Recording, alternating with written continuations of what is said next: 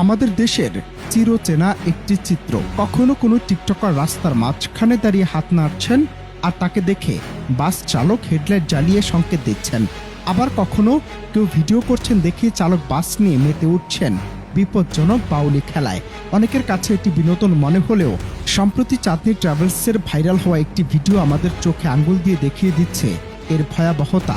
ভিডিওতে দেখা যায় এক যুবকের ক্যামেরা দেখিয়ে চালক বাসটি নিয়ে ডানে বামে বিপজ্জনক মোড় নিতে শুরু করেন।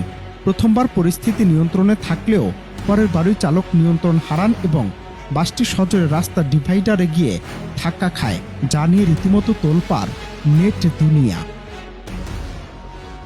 এই ঘটনাটি কেবল বিচ্ছিন্ন কোনো দুর্ঘটনা নয়, বরং এটি আমাদের পরিবহন খাতের এক গভীর সংকটের প্রতিফলন। ডিজিটাল যুগের সস্তা জনপ্রিয়তা আর ক্যামেরার সামনে নিজেকে জাহির করার নেশা এখন চালকদের মাথায় চেপে বসেছে। মালিক পক্ষের চোখের আড়ালে মহাসড়কে বাস নিয়ে এমন সার্কাস দেখানোর চড়া মূল্য দিতে হচ্ছে সাধারণ মানুষকে। একজন চালকের সামান্য অতি উৎসাহী কর্মকাণ্ড কিভাবে মুহূর্তের মধ্যে কয়েক ডজন মানুষের জীবনকে অনিশ্চয়তার মুখে ঠেলে দিতে পারে, চাঁদনী ট্রাভেলসের সেই ভিডিওটি তার জীবন্ত প্রমাণ। যদিও কর্তৃপক্ষ প্রাথমিক বিবৃতিতে ওই চালকের বিরুদ্ধে ব্যবস্থা নেয়ার কথা জানিয়েছে, কিন্তু প্রশ্ন থেকেই যায়, সড়কে এমন মরণ খেলা বন্ধে স্থায়ী সমাধান কোথায়? সামনেই করা নাড়ছে পবিত্র ঈদুল ফিতর। নারীর টানে ঘরমুখ মানুষের স্রোত যখন মহাসড়কে আশ্রে পড়বে, তখন এই খামখেয়ালি চালকদের হাতে আপনার জীবন কতটা নিরাপদ? আপনি কি সুস্থভাবে পরিবারের হাসিমুখ দেখতে পারবেন, নাকি হাসপাতালের বিছানায় আপনার ঈদ কাটবে? সে দুশ্চিন্তা এখন অমূলক নয়।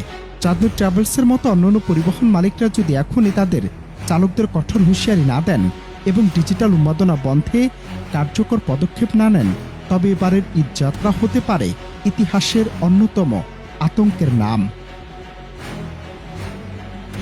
বিশ্লেষকদের মতে, আসন্ন ঈদ যাত্রায় যাত্রীদের নিরাপত্তা নিশ্চিত করতে কেবল মৌখিক আশ্বাস নয়, বরং প্রতিটি বাসে নজরদারি এবং বেপরোয়া চালকদের লাইসেন্স বাতিলের মতো কঠোর সিদ্ধান্ত নেওয়া এখন সময়ের দাবি বলে মনে করছেন তারা। পরিশেষে সড়ক কোনো সিনেমার সেট নয় এবং বাস চালানো কোনো সার্কাস নয়।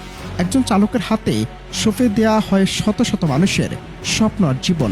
অনেকের ভাষ্য, জনবহুল রাস্তায় টিকটক বা ভিডিওর জন্য বাউলি দেয়া বা বিপজ্জনক প্রতিযোগিতা বন্ধ করতে না পারলে আমাদের ঈদ আনন্দ বিষাদে রূপ নিতে বেশিক্ষণ সময় লাগবে না। অনন্ত হাসান মাসুদ, বাংলা টিভি।